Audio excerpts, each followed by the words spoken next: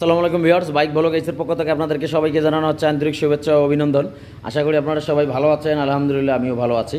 তো চলে আসলাম আজকে আরেকটি ভিডিও নিয়ে। আজকের ভিডিওটি হলো সুজুকি জিক্সার SF বাইকের একটা বিষয় আপনাদেরকে আমি জানাবো। তো এই বাইকটার কী কারণে ইঞ্জিন খোলা হলো, আপনারা আগে ইঞ্জিনের সাউন্ডে শুনুন, তারপরে বিষয়বস্তুগুলো আমি আপনাদেরকে দেখাই দিচ্ছি।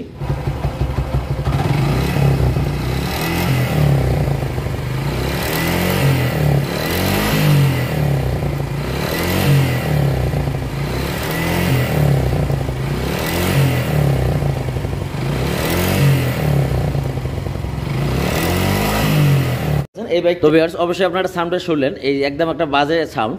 তো বাজে সাউন্ড কী কারণে আসতেছে সেই বিষয়টা আপনাদের সঙ্গে শেয়ার করব। তার আগে আরেকটা বিষয় আমি আপনাদের সঙ্গে শেয়ার করি।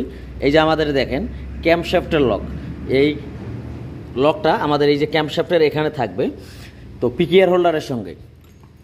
তো যাই হোক, এখন বিষয়টা হলো যেটা, এই ক্যাম্পশ্যাফটের যে লকটা, এই লকটা কোনো এক সময় কাজ করার সময় এটা ইঞ্জিনের নিচে চলে যায়, পরে এক্সট্রাভাবে এই লকটা দেখেন বানাই দিছিল। তো এখন বিষয়টা এটা আমরা কোথায় পেয়েছি, এটা হইলো গিয়ার বক্সের মাঝখানে পেয়েছি। তো কি বলবো, আল্লাহ তাআলার অশেষ রহমত যে এই বাইকের ভাইয়ের আসলে লাক ভালো যে পেনিয়ামের কোনো ত্রুটি হয় নাই।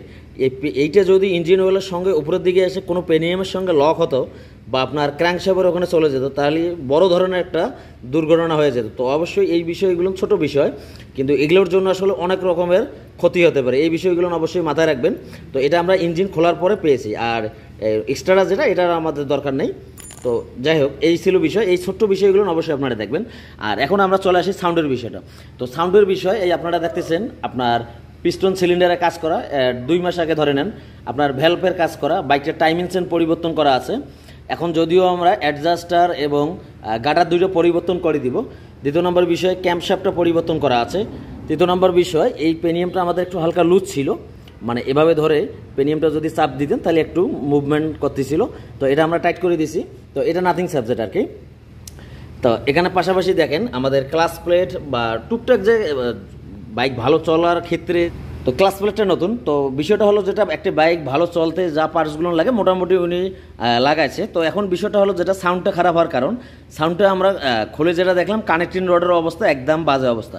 তো এখন আমি যেটা মনে করি যে কানেক্টিং রড যদি দুর্বল থাকে, সেক্ষেত্রে পিস্টন সিলিন্ডার নতুন লাগানোর পরে আপনার যদি দুর্বল থাকে কানেক্টিং রড, সেক্ষেত্রে ব্যাড নয়েজ আসতে পারে। তো একটা বাইক দেখা গেল যে 50,000, 60,000, 1 লাখ কিলোমিটার, 2 লাখ কিলোমিটার চলছে, অনেক সময় দেখা গেল কানেক্টিং রোডের সমস্যা হয় না, অনেক সময় দেখা গেল 20-30,000 কিলোমিটারের মধ্যেও কানেক্টিং রোডের সমস্যা দেখা দিতে পারে। তো অবশ্যই আমরা যখন পিস্টন পরিবর্তন করব ওই সময়টা দেখবো যে আসলে কানেক্টিং রোডের কন্ডিশনটা কীরকম। যদি পরিবর্তন করা লাগে, যেহেতু ইঞ্জিনে কাজ করা লাগে, আমরা ওই সময়টা অল্প খরচে হবে। বাট এখন দেখেন একটা ইঞ্জিন সেটিং করার পর আবারও ইঞ্জিন খোলা, গ্যাস কিট, তেল, মোবিল বা মেকানিক সার্ভিস বিল, ইঞ্জিন বেয়ারিং, এগুলো পরিবর্তন করা লাগতেছে। তো আসলে এভাবে আসলে বাইকারদের আমি মনে করি ক্ষতি হবে।